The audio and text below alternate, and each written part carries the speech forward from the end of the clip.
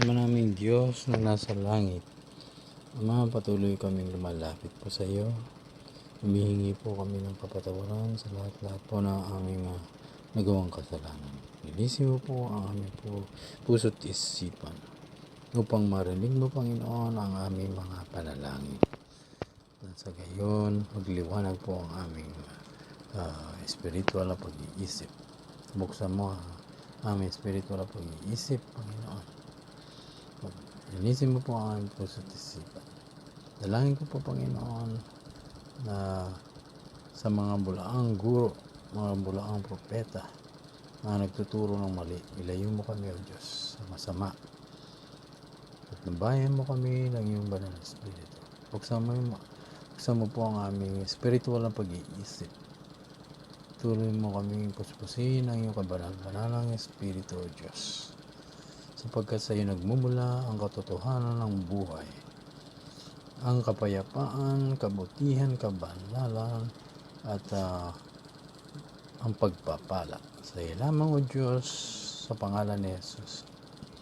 Salamat po, Ama, na nasa langit. Patuloy mong tulungan ng iyong lingkod na maipahayag ko po ang banal mong salita, upang ang makikinig ng iyong banal na salita ay malaman po nila na mayroon ng Diyos na banal.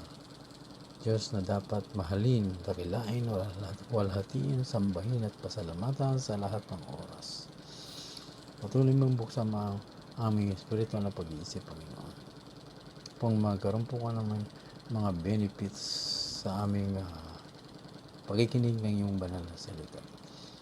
Nang makilala ka namin ng lubusan at nang masunod namin ang kalooban mo, Diyos. Nang gumawa po kami ng mabuti sa iyong daan, Panginoon, ang aming tatahakin upang hindi po kami mailigaw ng mga maling turo, mga maling doktrina. Na tanging sa Panginoong Hesukristo lamang matatagpuan ang tunay na katotohanan at ang buhay. Salamat po, Ama, na nasa langit sa oras na to. Ipalain mo, Diyos, sa lahat na makikinig ng iyong mga salita. Kanilang pamilya, ingatan mo, Diyos. Salamat po sa mga Panginoong pangalan ni Jesus. Amen. So, ang ating paksa po ngayon ay bakit marami ang taong maililigaw o naliligaw o madaling mapaniwala ng mga bulaang guro o propeta.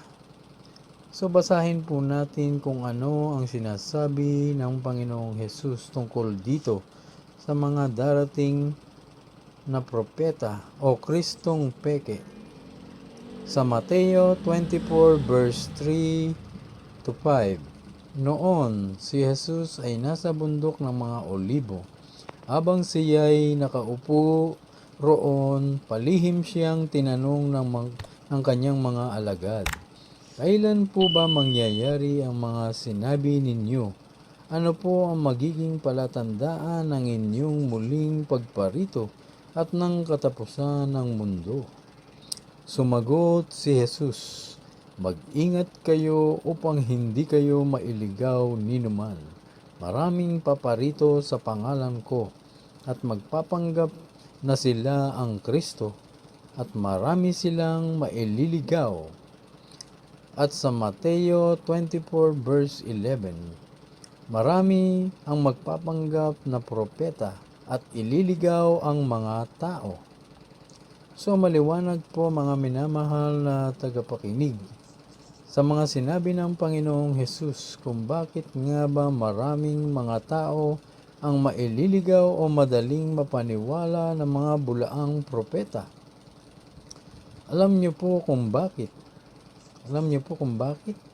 Una, kulang sila sa pananampalataya kay Jesus. Pangalawa po, paano sila mananampalataya ni hindi nila nais pakinggan ang mga naghahayag ng salita ng Diyos tungkol kay Jesus na galing po sa Biblia? So pangatlo, ni hindi nila pinapakinggan o binabaliwala nila ito.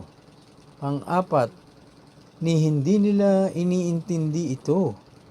Panglima, hindi nila nais pakinggan at hindi nila isinasapuso o niyayakap ang salita ng Diyos. Alam niyo po na dito nanggagaling ang ating pananampalataya. Kaya nga makikilala natin ang katotohanan at ang Diyos na si Jesus Si Jesus ang anak ng Diyos na magkakaroon tayo ng buhay na walang hanggan. At hindi na tayo mahahatulan ng kamatayan sa impyerno. Dahil ang Biblia ang salita ng Diyos, ang katotohanan, ang buhay, at si Jesus ang daan patungo sa langit sa John 14 verse 6 na ating mababasa. So ngayon, kung hindi ka nakikinig ng salita ng Diyos, paano ka magkakaroon ng faith? Marami ang nagsasabi na meron silang faith, pero hindi naman makikita sa kanilang buhay ang pagiging banal o matuwid. Kaya kung gusto mong hindi mailigaw, umpisahan mo na ang pakikinig ng salita ng Diyos upang hindi ka mailigaw ng mga bulaang propeta o mga guro o pekeng Kristo. Tandaan niyo po ito, kapag mali ang ating pinapakinggan, tayo po ay maililigaw o mapapahamak at iyon po ang ating mga kaluluwa na pwedeng mapunta sa impyerno. Kaya maging matalino po tayo, sabi ni Jesus, tulad ng mga ahas. Sundan at pakinggan po natin ang turo ng Panginoong Jesus. At upang tayo'y patnubayan ng kanyang banal na Espiritu at tayo'y ingatan at pagpalain ng Diyos.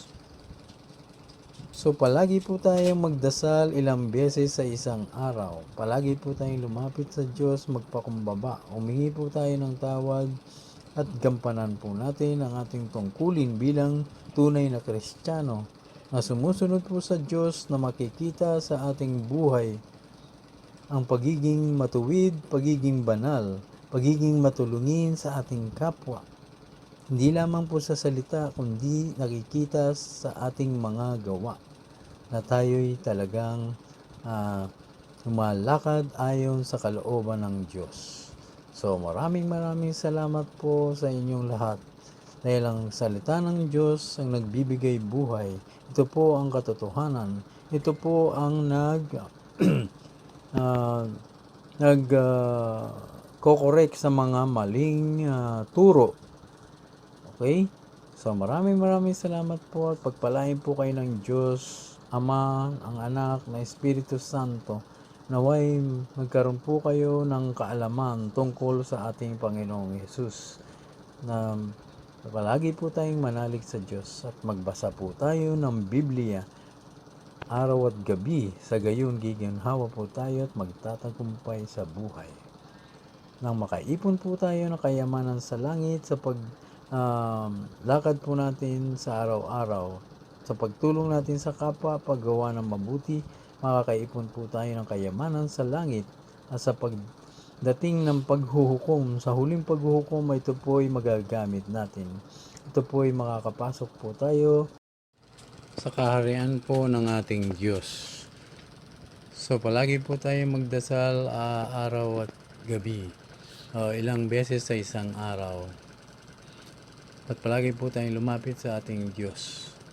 Nang kamtan po natin ang buhay na walang hanggan sa pamamagitan ng pananalig natin sa Panginoong Hesukristo na ating Diyos at tagapagligtas. Maraming salamat po sa gabing ito. Sa oras na ito, pagpalain po kayo ng Diyos na nasa langit. Sa makapangyarihang pangalan ni Jesus. Amen.